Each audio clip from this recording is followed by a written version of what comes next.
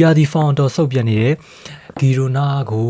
ဂီတာဖီတို့ level 60ရှုံးနဲ့ကြီးဖွင့်လာတာကြီးမှန်ရဲ့လားဟုတ်ကဲ့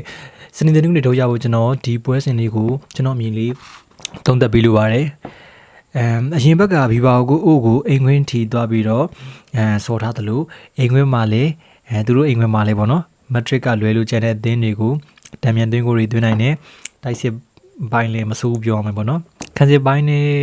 ကတော့အရင်ကြီးရုပ်ဆိုးကြီးတန်အောင်ဒီရုပ်ပြစင်းမြတ်တွေပေးကိုတွေခွင့်ပြုထားတော့မတွေ့ရဘူးလာလီဂါဇီယာမှာလည်း10ပွဲကန်4ပွဲနိုင်2ပွဲတည်ရင်လည်း4ပွဲရှုံးဆိုတော့သူ့အနေထားလေးနဲ့သူပေါ့ဗျာအလဲလောက်ပေါ့နော်တွင်းကိုကလည်း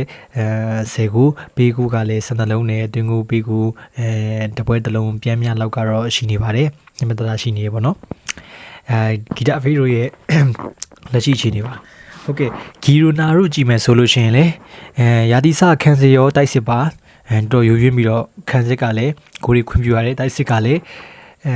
ကိုပြန်မရှူနိုင်ဘူးပေါ့နော်ဒါပေမဲ့ဒီဆယ်လာပိုင်းအတွင်းမှာတော့တိုက်စစ်ပိုင်းလေးနည်းနည်းတိုးတက်လာတာတွေ့ရပါတယ်လာလီဂါမှာပေးကိုအများဆုံးပွဲရပြီးတော့10ပွဲကို22လုံးပေးထားတဲ့ဂီရိုနာတို့က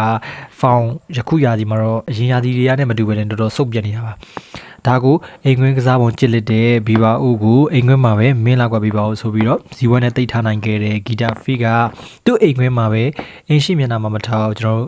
တေဂျီ level 60ရှုံးနဲ့ဖွင့်လာပြီးတော့လက်ရှိ level 80ရှုံးပူကီရိုကန်လာထားပါတယ်ကျွန်တော်အမြင်ဘီဘာအိုတို့တာတကယ်နိုင်မယ်ဆိုလို့ရှိရင်နိုင်လို့စိတ်ပြင်းပြမယ်ဆိုလို့ရှိရင်ဒီလိုအဝေးကွင်း၄ပွဲဆက်ဖောင်ဆုပ်ပြီးတော့အဝေးကွင်းမှာဆိုရင်၄ပွဲကိုတော့ပေါ့နော်၉လုံးထိခွင့်ပြုပေးထားတဲ့ဂီရိုနာလိုအသင်းမျိုးကိုအနည်းဆုံးဗျာအိမ်ခွင်းမှာတော့ level အရှုံးတော့ပေးတင်ပါတယ်ဂီတာဖီကိုအိမ်ရှိမျက်နှာကိုမထောက်ကြီးလက်တော်တော်ပြောနေတယ်ပေါက်ကြီးနဲ့ချီနဲ့လည်းမမြဘူးလို့မြင်မိတဲ့အတွက်ကျွန်တော်ဂီရိုနာဘော်ဒီကိုဂရင်းတွင်မိပါတယ်တနာထားပြီးတော့အချိန်ပေးအလေးနဲ့ထားရွေးပြီးတာဖြစ်လို့အကြိုက်တူမှဆော့ဖို့ကြိုတင်မြင်တရခံပါတယ်